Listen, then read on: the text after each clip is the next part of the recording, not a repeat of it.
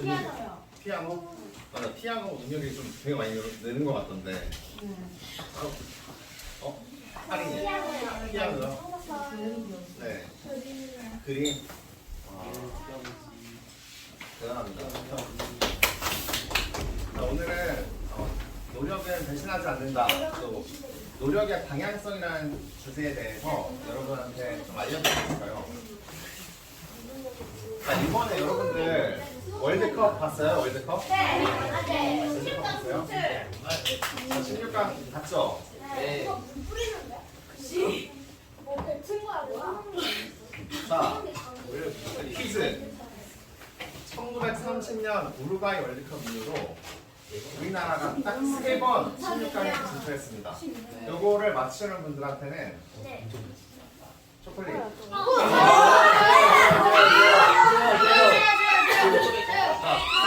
다시 해가지고 모르겠어. 다시 내렸다가 누구? 2002년이요. 아, 2002년이요? 아, 맞아. 일단 맞아요. 자, 또 시작. 저요. 그게 2010년이요. 2010년 무슨 월드컵이었어요? 남아공 월드컵이요. 맞아요. 와.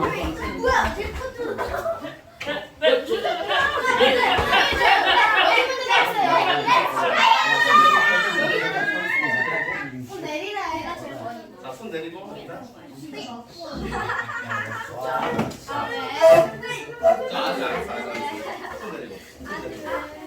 시작. 제가 제일 빨랐어요. 2022년.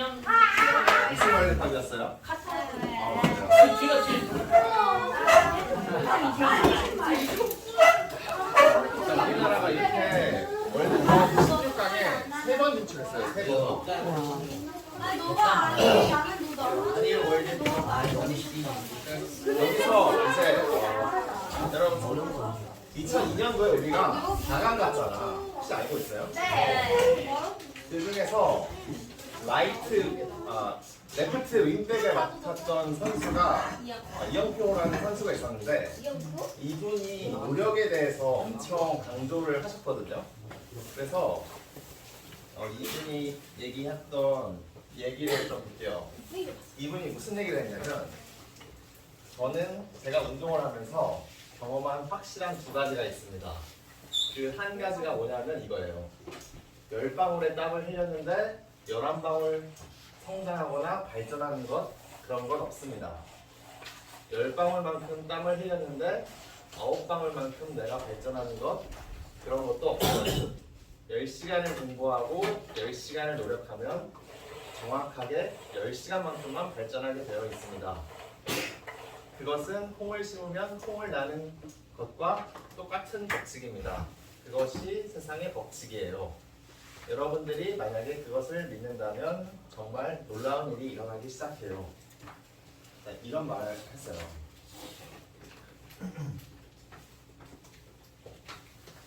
자, 그 갈라디아서 6장 7절에도 나오죠?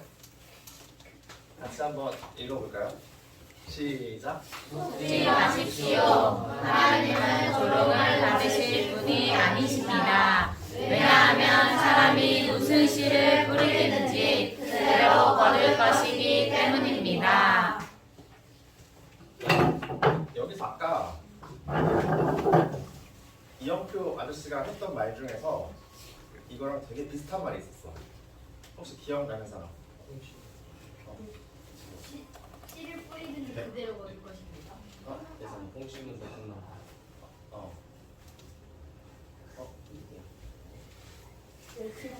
홍시문제 콩나고 팔시문 오, 맞아요. 홍시문을 콩나고 파시문을 콩나이다 이렇게 얘기를 했었잖아요. 그냥 선물은 없어요 이제. 안 된다는 뜻이. 결국에 될 사람만 된다는 뜻이. 제가 실제 노력과 나와 어떤 관계가 있었는지를 잠시 몇 가지 제가 경험했던 것들을 좀 이야기하고 싶어요. 저는 중학교 때 축구가 너무 재밌었습니다. 그래서 축구를 재밌게 했어요. 그런데 축구를 하다 보니까 더 즐기기 위해서는 축구를 잘해야 되고 또 잘하기 위해서는 더 많이 노력하면 되겠다는 생각을 했어요. 그래서 중학교 3년 내내 밤에 매일같이 나가서 드리블 훈련을 했습니다. 그렇게 제가 3년을 했을 때 드리블에 대한 엄청난 자신감이 있었어요. 그리고 제가 이제 고등학교에 와서는 공이 가운데 떨어지면 그 공을 다 제가 가져가고 싶었어요. 경기팀에 내 공도 아니고 상대 공도 아닌 그 가운데 떨어지는 그 공을 내가 가져가야 내가 원하는 축구를 또 즐길 수 있기 때문에 어떻게 하면 그 공을 빨리 가져갈 수 있을까? 어떻게 하면 또 빨리 반응할 수 있을까? 이런 고민이 있었습니다. 그래서 제가 결정한 것이 매일같이 좀 줄넘기를 해야 되겠다라는 생각을 했어요. 제 계획이 뭐였냐면 매일 저녁 2단 뛰기를 1000개씩 해야 되겠다라는 결심을 했어요. 제가 처음에 이 결심을 하고 중학교 1학년 때 처음 줄넘기를 하는데 힘들어서 연속적으로 할 수 없겠더라고요. 그래서 제가 어떻게 했냐면 100번씩 10번에 나눠서 1000번을 하곤 했어요. 이렇게 제가 2년 동안 줄넘기를 했어요. 매일 저녁에. 이렇게 했을 때 2년이 지난 후에 저는 2단 뛰기 줄넘기 1000개를 한 번에 할 수 있게 됐어요. 제가 2단 뛰기 줄넘기를 2년 동안 하고 1000개를 했을 때 어떤 일이 일어나는지 아세요, 여러분? 축구를 하다가 경기장 가운데 떨어지는 볼은 제 거였습니다. 실제로 노력하면 정말 발전하네? 라는 사실을 제가 깨닫게 됐어요. 또 한 가지가 뭐냐면 가운데 볼도 가져가고 드리블이 자신 있었는데 축구를 하다 보니까 체력적으로 힘들어요. 그래서 어떻게 하면은 지치지 않고 계속 뛰지? 라는 생각을 하게 됐어요. 그때 제가 생각한 것이 체력 훈련을 하기 위해서는 좀 산을 뛰어야 되겠다. 그런데 제가 일정이 6시 반부터 8시까지는 아침 운동을 하고 오전에는 수업을 듣고 저녁에는 단체 오후 운동을 하고 밤에는 줄넘기를 하잖아요. 그러니까 시간이 없는 거예요. 언제 이 체력 훈련을 하지 산을 뛰지? 그래서 제가 생각해낸 것이 새벽 5시에 일어나야 되겠다라는 생각을 했어요. 그래서 제가 새벽 5시에 일어나서 산을 뛰기 시작했어요.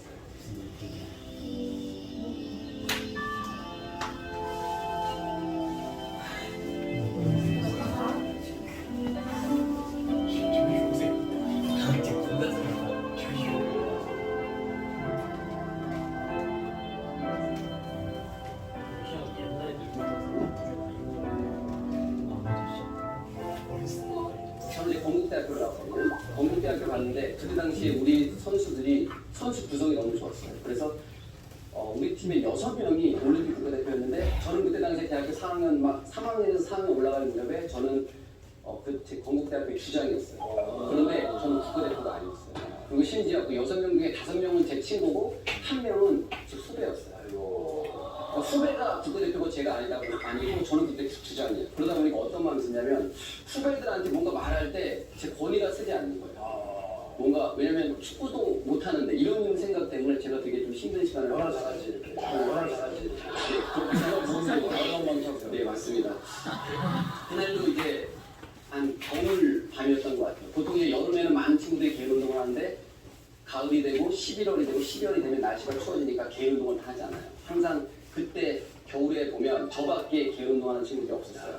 그때도 저는 이제 운동장에 나와서 개인 운동을 하고 있는데 갑자기 제 마음속에서 이런 생각이 드는 거예요. 나는 이렇게 열심히 지난 10년 동안 열심히 노력했는데 나는 국가대표가 되지 않고 숙소에서 이 추운 날 편안하게 TV를 보는 친구들은 국가대표가 됐구나. 그럼 내가 지금까지 10년 동안 노력했던 그 노력은 도대체 뭐지? 라는 생각이 제가 들기 시작했어요. 억울한 마음이 들어요. 내가 분명히 어렸을 때 어른들이 나를 보고 선생님이 나를 보고 뭐 열심히 노력하면 너가 원하는 꿈을 이룰 수 있어. 국가대표가 될 수 있어. 라고 말했는데 나는 그래서 그 말을 믿고 열심히 했는데 이거 아니구나. 그때 제 마음속에서 딱 들어온 생각이 이거였어요. 축구는 내가 다른 건 모르겠는데 축구는 노력한다고 되는 게 아니구나. 원래부터 정해져 있고 되는 사람들은 재능 있는 사람이 하는구나. 나같이 재능 없는 애는 아무리 노력해봐야 할 수 없구나. 라는 생각이 딱 들기 시작했어요. 그리고 그때 제 마음속에서 억울함이 딱 밀려오니까 눈물이 나기 시작하는 거예요. 그런데 2주 있다가 저에게 처음으로 기회가 왔어요.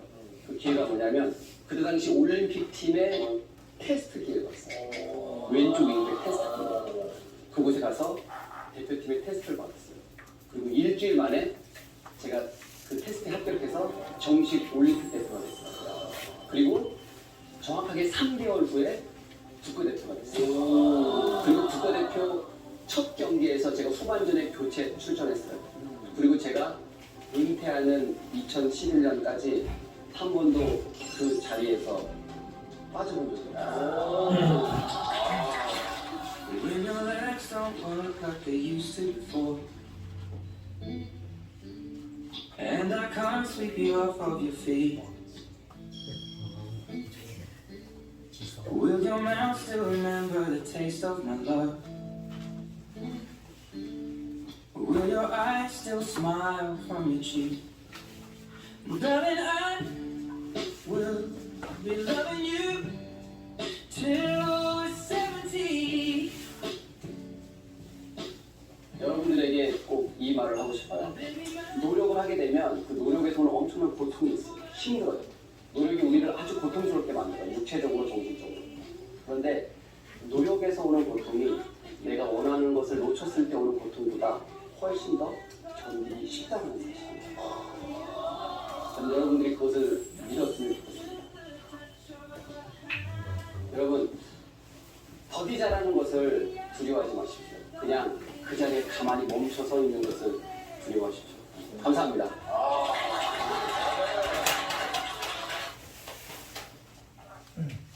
맞죠? 이 아저씨가 아까 그 중간에 했던 말이 있는데 같이 읽어볼까요? 노력이 우리를 아주 고통스럽게 만들어요. 대체적으로 실적으로. 노력은 고통스럽습니다. 그런데 원하는 것을 놓치는 고통보다는 노력에서 오는 고통이 훨씬 견디기 쉽다. 쉽습니다. 이렇게 얘기를 했어요. 그래서 저는 이렇게 생각을 해요. 반대로 얘기하면 내가 지금 노력을 하고 있는가에 대한 답변으로는 내가 지금 고통스럽지 않으면 노력하고 있다고 말할 수가 없는 거예요.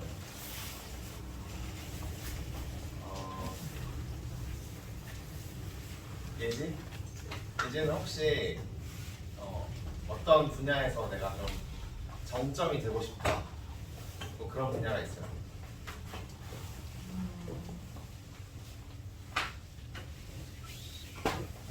미술. 미술?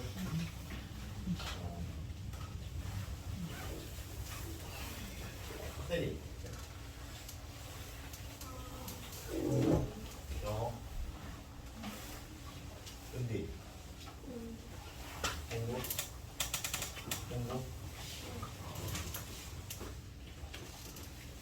지금 열심히 노력을 하고 있다고 생각을 하십니까?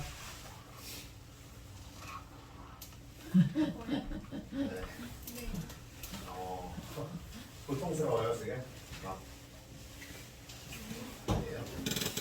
테리 영어 테리가 어제 밤에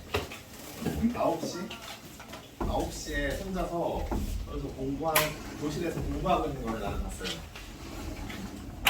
그 과정이 되게 어땠어요? 전 고통스러웠어요.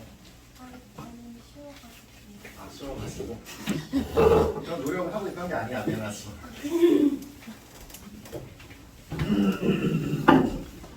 그래서 서영이 아니야? 저는 제 경험담을 조금 얘기를 해드릴게요.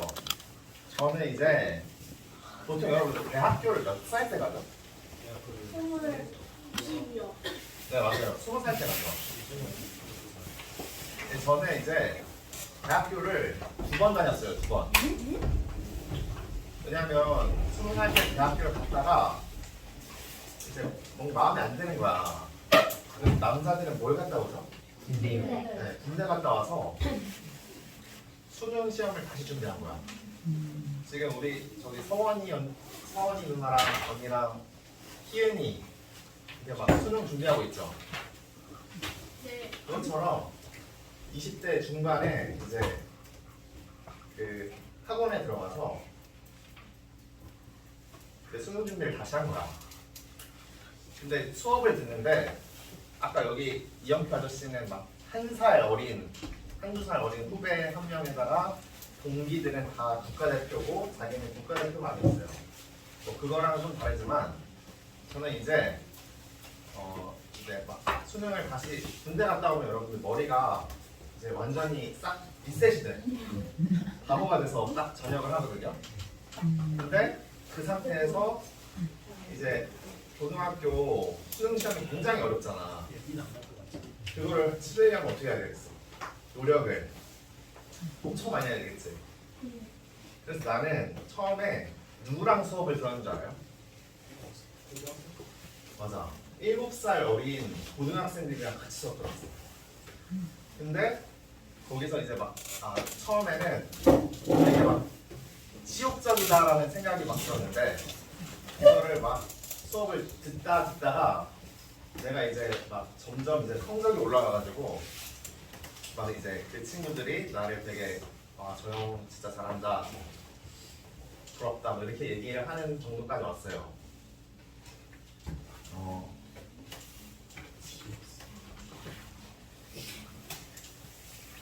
이건 내가 이제 그 처음에 모의고사를 봤는데 이과 수학이었어. 이제 처음에 봤는데 내 나이만큼 점수가 딱 나온 거야. 20점. 20점이 딱 나왔어.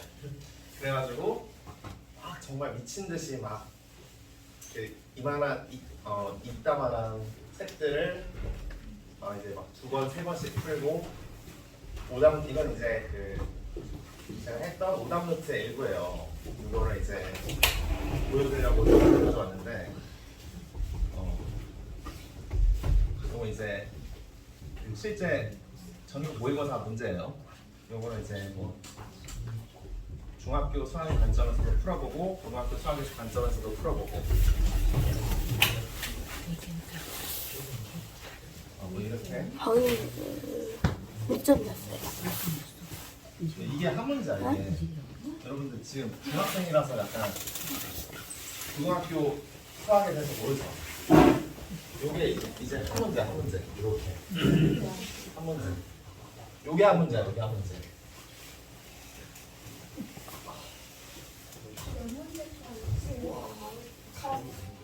자, 요게 이제 30번 한 문제예요. 이게 한 문제 풀이고 요렇게 29번 문제예요.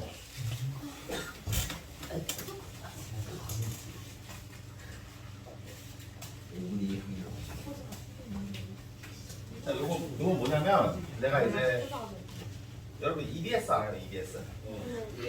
EBS에서 인터넷 강의를 그때 막 열심히 들었는데 그때 그 선생님이 한 분 계시거든? 수학 선생님이. 제가 지금 수학 선생님이잖아. 그래서 요 선생님의 그 강의를 듣고 이분이 되게 바쁜 사람이라서 원래 Q&A 게시판이라는 게 있고 수강 후기라는 게 있었어요. 근데 수강 후기는 요 선생님이 직접 그 답변을 달아줘. 근데 Q&A 게시판에는 다른 선생님들이 이렇게 답변을 달아준단 말이에요. 근데 원래 이 수강 후기에는 질문을 올리는 게시판이 아니고 선생님 강의 잘 들었습니다. 25분 42초에 소리가 안 나와요. 뭐 이런 거 올리는 게시판인데 이 선생님이 보면 전부 다 답글을 달았어요 지금. 그래가지고 나는 요거를 노리고 이제 이 선생님한테 직접 답변을 받겠다. 그래서 2016년 9월 2일 이때 이제 질문을 올리잖아.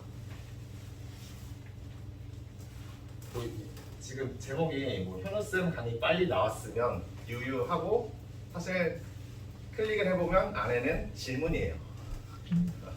선생님 스팸 메일. 맞아, 스팸 메일을 보냈어요. 요거 딱 눌러보면은 이제 질문이 있고 여기 이제 답변을 해주십니다. 근데 이게 답변이 막 하루 이틀 뭐 이런 게 아니고 막 한 달 있다가 달리기도 하고 그래. 이분 바쁘신 분이라서. 근데 이분이 어쨌든 강의를 나한테 해주셨으니까 이분한테 질문을 하는 게 가장 직접적이겠다 생각을 해서 시간이 오래 걸려도 이제 이 질문을 했어.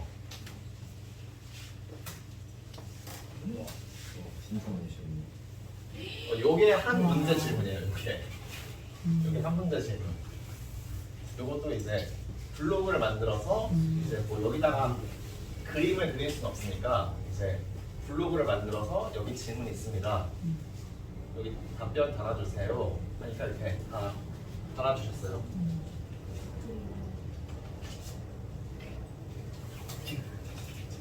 요거는 이제 뭐 수강 후기 올렸더니 여기 EBS 정유신 PD님한테 연락이 와서 저는 인터뷰 한번 하고 싶다 뭐 이렇게 한번 연락이 왔었어요.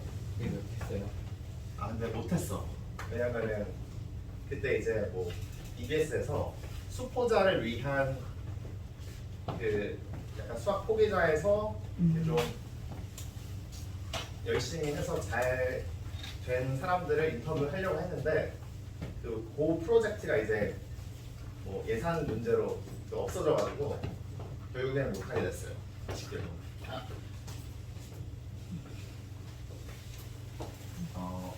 그래서 정말 열심히 했습니다. 저도.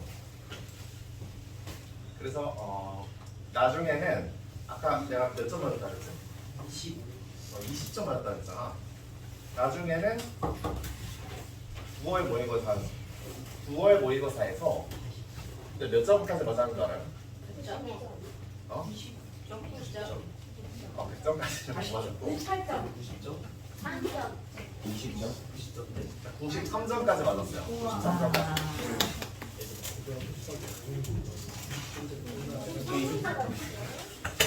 아, 30문제가 여기 고등학교 가서 전국 모의고사를 보면 30문제가 나와요. 30문제를 몇 분 동안 보냐면 100분 동안 봐. 100분 동안. 1시간 40분 모의고사. 네, 그래서 여러분들이 이제 뭐 노력이 중요하다, 노력을 해야 된다 이런 건 이제 알겠죠. 근데 우리 어떻게 노력을 해야 되는지에 대해서 이것도 좀 궁금하잖아요. 노력을 어떻게 해야 되는지, 네. 어떤 방향성으로. 그래서 이것도 영상으로 하나 준비를 했습니다. 훨씬 잘했. 이건 이제 그 여름 캠프 때 왔던 학생들을 한번 본 건데. 분들도 세상에 정말 많고 그런 분들은 야 저 신재욱이가 이제 뭐라고 떠나 한번 보자 하면서 지켜보시지 말고 그냥 체험하고 나갔으면 좋겠습니다. 자 지금도 이 영상은 저보다 공부 못했던 분들만 보시기 바랍니다. 제가 이제 살아오면서 공부를 못하는 사람들의 특징 몇 가지 정리해 드리도록 하겠습니다. 생각나는 대로 얘기할게요. 첫 번째, 공부 못하는 사람들의 특징 제가 느꼈던 거, 기출문제를 가장 마지막에 풉니다. 기출문제는 굉장히 중요한 자료거든요. 왜 그러냐, 이거는 여러분이 어떤 시험을 준비하더라도 마찬가지예요. 모든 시험에 해당됩니다. 예외 없습니다. 모든 시험은 족보라는 게 존재합니다. 나왔던 문제가 다시 나와요. 그 이유는 왜 그럴까요? 항상 중요한 건 중요합니다. 어떤 단원에서 항상 중요한 게 있어요. 중요한 건 다시 낼 수밖에 없어요. 여러분이 출제자로 들어갔는데 정말 중요한 시험에 중요한 문제를 내야 되는데 그 시험에서 중요한 문제가 작년, 재작년, 재재작년에 계속 나왔다고 해서 아무래도 피해가야겠다, 이상한 문제 하나 끄집어서 내자 이렇게 할 수 있을까요? 짱돌 같은 문제? 굉장히 쪽팔리죠. 출제자의 이름을 걸고 그래도 출제자로 뽑혀갖고 들어가서 문제를 내는 건데 굉장히 지엽적인 짱돌 문제 이상한 거 갖다 내고 나오면 얼마나 쪽팔리겠어요. 교육이라는 건요, 중요한 거를 먼저 가르쳐야 됩니다. 중요한 거 우선순위로 가르쳐야 되는 거예요. 시험 문제는 중요한 게 항상 나올 수밖에 없습니다. 그 얘기는 나왔던 게 다시 나와요. 반복됩니다. 가장 중요한 그 핵심의 가장 핵심 오브 핵심은 뭐니뭐니들 기출문제, 족보고 결국은 출제자가 아무리 피해 나가고 싶어도 작년이랑 똑같이 낼 수는 없으니까 문제 모양을 바꾸고 좀 피해 나가려고 노력을 해도 작년에 냈던 그 문제를 안 낼 수가 없습니다. 물론 이제 약간 포인트를 좀 비껴나가서 살짝 다른 것처럼 되더라도 그 핵심의 내용들 항상 피해갈 수 없습니다. 그래서 가장 중요한 건 기출문제죠. 자, 근데 공부 못하는 학생들은 기출문제를 너무너무 아낍니다. 뭐 10개년치 기출문제를 안 풀고 꼭꼭 싸매놔요. 절대로 안 풉니다. 시험 직전까지 안 풀고 버팁니다. 그러다가 모든 공부를 내가 다 하고 완벽하게 성취한 다음에 그 다음에 시험 직전에 테스트용으로 기출문제를 보려고 합니다. 실제로 본인 실력 테스트를 진정하게 제대로 해본다는 데에서는 가치가 있지만 그렇게 중요한 문제를 왜 아끼죠? 그렇게 중요한 문제를 미리미리 풀고 연구하고 분석하고 어떤 게 나오는지 어떤 게 반복적으로 나오는지 그런 걸 먼저 파악한 다음에 공부를 시작하면 이런 게 중요하지 않은 거구나, 이런 건 지엽적인 거구나, 이런 건 몰라도 별 문제 없겠구나, 요건 꼭 알아야 되겠구나, 이런 게 정리가 되잖아요. 근데 공부 못하는 애들은 기출문제를 절대 안 풉니다. 끝까지 아껴두고 있다. 시험 직전에 테스팅을 푸는데 그것까지는 좋아요. 거기까지는 이해하는데 결국엔 시험 직전에 제대로 풀어보지도 못하고 들어가는 경우도 있습니다. 기출문제를 아끼지 말고 기출문제 가장 중요한 문제입니다. 좀 전에도 얘기했지만 그 이유는 뭐 그럴 수밖에 없는데 중요한 건 중요하기 때문이에요. 자, 그다음 두 번째. 좀 전에 했던 얘기랑 사실 좀 같은 얘기인데 공부 못하는 애들이랑 공부 잘하는 애들의 특징이 뭐냐면요. 뭐가 중요하다고 했죠 지금? 기출 문제요. 맞아요.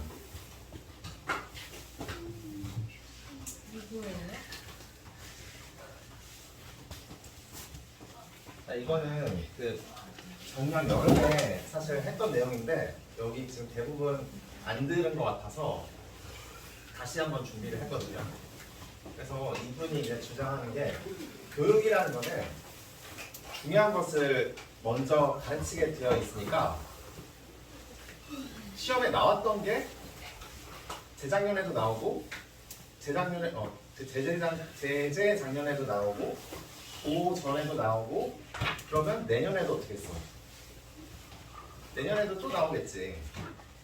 그래서 나왔던 문제를 여러분들이 계속 반복해서 봐야 되는 거.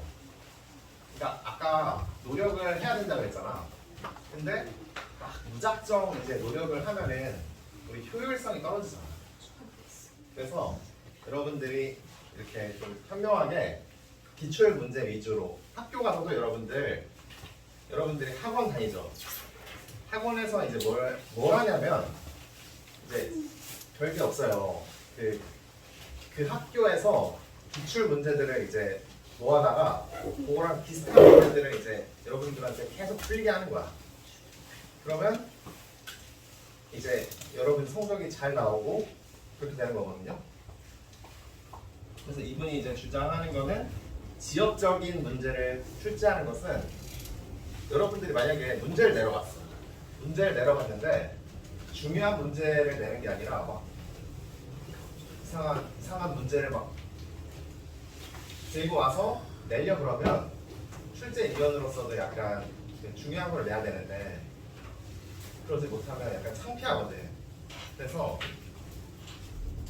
작년, 재작년에 나왔던 기출 문제를 반드시 복습하는 게 중요합니다. 자, 그 증거를 제가 보여드릴게요. 이거는 모든 시험에서 다 공통적으로 적용이 되는 내용이라서 여러분들한테 그 증거를 보여드릴게요. 이건 이제 한국사 능력 검정 시험인데 56회 1번 문제예요. 57회 58회 59회 자, 어떤 것 같아요? 비슷해요. 다 똑같고 이제 뭐 그림 문제 나오고 다 똑같죠?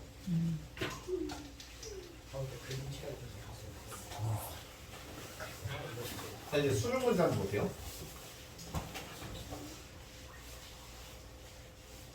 자, 20년도 19년도 18년도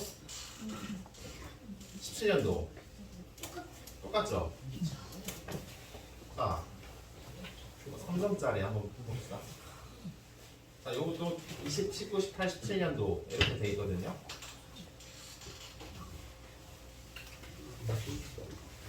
자, 20년도, 19년도, 18년도, 17년도. 여러분들 이거 막 되게 어려워 보이지만 여러분들 1, 2년만 있으면 해야 되는 거야. 중학생들은. 이거 이제 뭐 삼각 고등식, 삼각 방정식 이런 건데 이것도 다 똑같죠? 이때는 7번에서 나왔고 11번에서 나왔고 7번, 25번에서 나왔죠. 그죠? 4점짜리 문제도 한번 볼까요? 자, 요거 뭔가 잘 모르겠지만 뭐 리미트 뭐 이런 기호가 나오고 이건 3점짜리예요. 자, 그리고 이게 20년도야. 19년도 한번 볼까요? 여기도 뭐 리미트 나오고 뭐 이렇게 하죠. 이 18년도야. 18년도. 여기도 리미트 나오고 뭐 나오죠. 자, 요거는 17년도. 여기도 뭐 똑같죠?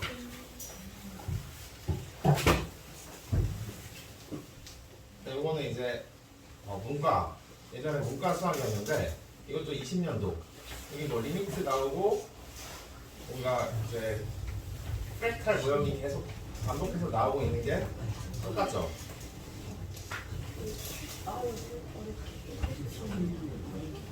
자, 심지어 여러분 대학교 선생님이 이제 수학과 나왔거든요.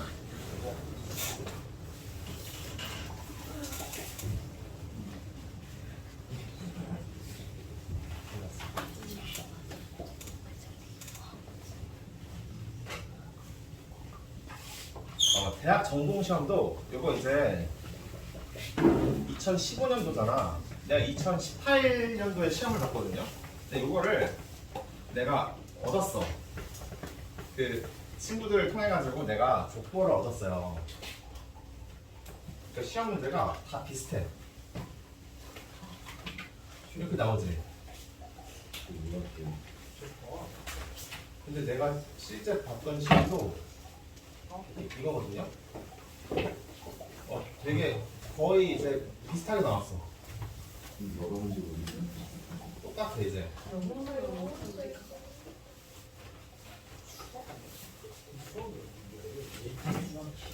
미적이 다 비싸. 아까 이 문제 아까 똑같이 나왔죠. 뭔가 잘 모르겠지만 3분의 뭔가 n 원 뭐 이런 식으로 나와 있고. 나도 그게 불만이었어요. 나도.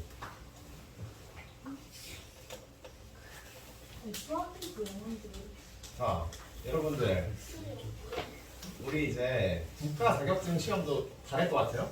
우리 여기 고3 이제 20살이 된 그 미나 오빠라고 국가 자격증 시험 2개 딴 오빠 있거든요. 제빵 기능사, 제과 기능사. 이거를 딴 오빠도 뭐만 했냐면 기출문제만 봤어. 기출문제. 왜냐면 아까 얘기했던 것처럼 중요한 거는 내일도 중요하고 내년에도 중요하기 때문에 나왔던 거를 계속 보면 됩니다. 자, 여러분들한테 그 증거를 보여드렸고요.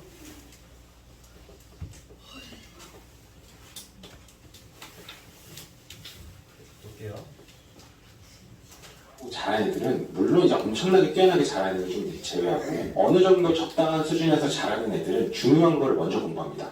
좀 전에 얘기했던 거랑 같은 맥락이에요. 그 기출 문제. 기출 문제를 공부한다기보다 기출이라는 게 결국 중요한 거고 노른자고 노른자를 먼저 공부합니다. 근데 공부 못하는 애들은 변두리를 좋아해요. 변두리. 계속 요런 것도 나왔네. 야 2015년도에 정답률이 25%밖에 안 되는 이런 문제가 있었는데 이런 게 나왔네. 이것까지 알아야겠다. 막 그런 거에 희열감을 느끼면서 열중을 하면서 공부해요.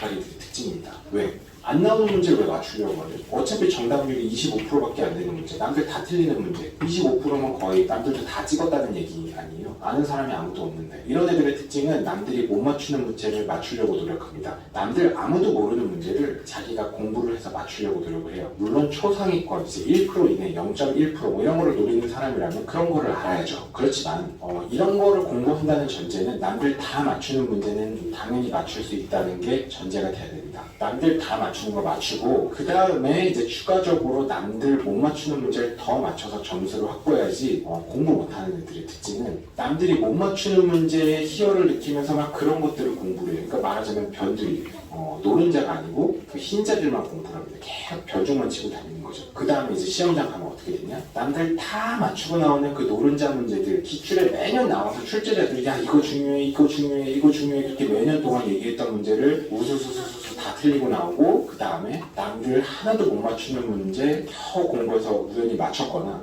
그 문제가 또 나올 가능성이 별로 없겠죠. 왜? 짱돌은 반복되진 않습니다. 짱돌을 낼 만한 건 워낙 많고 중요하지 않은 건 많으니까. 중요하지 않은 건 번갈아 가면서 나오니까 다시 나올 가능성이 별로 없겠죠. 중요하지 않은 걸 공부하려면 중요한 걸 확실히 하고 중요한 걸 다 맞춘다는 전제하에 점점 범위를 넓혀가면서 공부를 하는 겁니다. 초상위권들은 그렇게 하겠죠. 그런데 초상위권이 아닌데 변죽만 치고 다니는 공부를 하면 굉장히 비효율적인 게 됩니다. 다시 얘기해서 가장 중요한 거는 남들 다 맞추는 걸 맞추는 게 중요해요. 남들 다 맞추는 거 맞추고 모르는 문제는 한 줄로 찍고 나와도 생각보다 여러분 퍼센트 굉장히 높아집니다. 남들 다 맞추는 문제, 중요한 거, 계속 반복되는 거 그거 먼저 공부하는 게 가장 중요합니다. 나머지는 한 줄로 찍고 나오면 됩니다. 그 다음에 세 번째, 시간으로 승부를 하는 거는 굉장히 미련한 방법입니다. 물론 여러분이 진짜 공부를 집중해서 한다면 절대적인 시간이 좀 필요하기는 한데 제가 볼 때 거의 모든 사람들, 정말 똑똑한 사람들 말고 거의 모든 사람들은 하루에 제 생각에 정말 제가 여유있게 잡게 4시간 이상 공부 제대로 하는 날 거의 없습니다. 저도 공부 잘 못했지만 공부 잘하는 애들 많이 봐왔고 공부라고 하면 내로라 하는 집단에 여러 번 속해봤었고 수많은 사람들을 봐왔지만 하루에 정말 공부라는 걸 4시간 이상 제대로 하는 사람 그렇게 많지 않습니다. 여러분이 꾸준하게 하루에 4시간 이상 공부를 정말 집중해서 한다면 거의 어떤 분야가도 거의 모든 시험 웬만한 거 다 붙을 수 있습니다. 이제 보통 고시하는 사람들이 스타워치 타이머로 시간 재면서 공부하는데요. 이런 사람들 이제 풀타임 고시생들 있잖아요. 하루 종일 공부를 해도 이상하게 스타워치를 켜고 시간을 정말 8시간 공부 못하거든요. 순수하게 공부하는 시간만. 근데 문제는 그것도 본인이 공부를 한다는 시간이 8시간이지 진짜로 머리에서 ATP 쓰면서 머리 두뇌 회전을 하면서 공부하는 시간은 하루에 4시간 이상 진짜 집중해서 공부하는 사람 거의 없을걸요. 나 하루에 12시간 도서관 가서 공부했는데 그거는 여러분이 도서관에 12시간에 가서 있었던 거예요. 아니야, 나 도서관에 가서 계속 책 피고 진짜 열심히 공부했는데 그거는 여러분이 책을 피고 그냥 눈만 뜨고 있었던 겁니다. 아니야, 나 손으로 쓰면서 진짜 열심히 공부했는데 그거 여러분이 책을 피고 눈을 뜨고 펜을 들고 이렇게 줄만 치면서 12시간이 있었던 거예요. 진정하게 집중해서 공부하는 시간 4시간 하기 인간 집중력으로 쉽지 않거든요. 물론 이제 그것보다 하는 사람들이 있긴 있고 뛰어난 사람들이 있는데 제가 생각할 때 저는 그 정도 못한 것 같은데 저는 도서관에 앉아있는 걸 좋아해서 도서관에 체류 시간이 굉장히 긴 사람이긴 했는데 제가 이제 중학교 때 저는 잠실 쪽에 살았는데 송파도서관에 제가 되게 자주 갔었어요. 중학교 때 제가 아침에 새벽 6시에 문 열 때 도서관에 갔습니다. 6시인가 7시인가 6시였던 것 같은데 하절기는 6시고 동절기는 7시간 붙였어요. 당시에 제가 송파도서관 다닐 때는 번호표를 들어오는 순서대로 1번부터 줬습니다. 지금 이렇게 자기가 지정을 골라갖고 하는 걸로 알고 있는데 옛날에는 그냥 선착순으로 1번부터 끝에서부터 자리를 줬고요. 저는 번호표를 항상 상위, 그러니까 앞에서 일찍 온 사람 20명 이내의 번호표를 받았습니다. 생각해보면 제가 진짜 옛날에는 공부를 열심히 했던 것 같겠네요. 그래서 제가 그렇게 일찍 송파도서관에 도착을 해서 이제 공부를 시작하면 제가 공부를 할까요? 아닙니다. 일단 도착을 하면 자판기에 가서 커피를 마셔요. 커피를 마시고 이제 공부 준비를 합니다. 그 다음에 공부를 시작하려고 하는데 아침 일찍 오니까 졸리죠. 한번 자고 일어나야 돼요. 자고 일어나면 엄청 개운하거든요. 이상하게 왜 그런지 모르겠는데 책상에 엎드려서 자면 밤에 누워서 침대에 가서 12시간 잔 것보다 책상에서 10분 자는 게 훨씬 더 개운하더라고요. 그래서 그럼 한 10분, 20분, 30분 자고 일어나서 이제 공부를 좀 시작해요. 그럼 공부가 됩니다. 2시간 내지 3시간 정도 공부 바짝하면 되게 머리가 맑아지는 것 같고 진짜 공부가 많이 된 것 같고 이렇게 공부하다 보면 뭐가 돼도 될 것 같다는 생각이 딱 드는 그럴 때가 있거든요. 그럴 때쯤 되면 이제 집중력이 좀 떨어져요. 그때서부터는. 그게 한 3시간 정도 공부했을 때고 그 다음에 이제 너무 지칩니다. 그리고 이제 송파도서관 이제 연락실 같은 데 돌아다니면서 잡지도 보고 옛날에는 자동차 생활 이런 잡지들이 있었죠. 지금은 이제 그런 거 요즘에 나오는지도 모르겠지만 점심 먹으러 갑니다. 점심 먹죠. 점심 먹고 나면 오후부터는 이제 좀 졸립니다. 졸리고 집중도 잘 안 돼요. 그 다음부터 이제 거의 뒤숭숭하다가 이제 한 4시 정도 되면 버티기 작전을 들어갑니다. 집중은 거의 안 되고 한 4시에 집에 가자니 좀 그러니까 6시까지 버티자고 6시쯤 되면 가방 메고 옵니다. 정말 제가 진지하게 공부해보면 그렇게 하루 종일 가서 도서관에 가서 공부한다고 해도 진짜 집중하는 시간은 한 3시간 정도 총 있었던 시간은 한 8시간 정도 될지 모르겠지만 그래서 어떤 입시를 치실 때도요 12시간 하루 종일 공부하고 이런다고 쳐도 물론 이제 공부를 그렇게 했을 때도 있었나 싶긴 하지만 대체적으로는 학원 가서 수업 듣고 있는 거는 그냥 눈 뜨고 수업을 듣고 있는 거죠. 물론 그게 어느 정도 정리되는 것도 있지만 정말 내가 내 머리로 집중을 하면서 내 손으로 정말 생각을 하면서 쓰는 이런 것들 집중하는 이런 시간이 하루에 3시간, 4시간 하기 정말 힘들거든요. 거의 2시간 정도가 보통 사람들이 맥스라고 생각합니다. 제 생각에. 그 정도만 해도 웬만한 시험 초상위권 들어갈 수 있는데 사실 그 정도도 하기 힘듭니다. 근데 많은 사람들은 착각을 하죠. 자기가 10시간 공부했다, 8시간 공부했다. 제 주변에 그런 사람들이 있긴 있어요. 진짜 유능한 사람들인데 보통 대부분은 그렇게 못하면 제가 볼 때 거의 없습니다. 그냥 하루 종일 학원에 가서 앉아있다 오는 거고 하루 종일 학원에 가서 눈만 뜨고 그냥 들리는 소리 들으면서 그냥 수업 듣다 오는 거고 그런 게 되게 많습니다. 실제로. 과연 당신이 진짜 공부를 집중해서 열심히 했는가 그것에 대해서 좀 생각해 볼 필요가 있을 것 같아요. 재밌으셨으면 좋아요. 아 마지막에 뭐라고 해줄 거예요? 좋아요.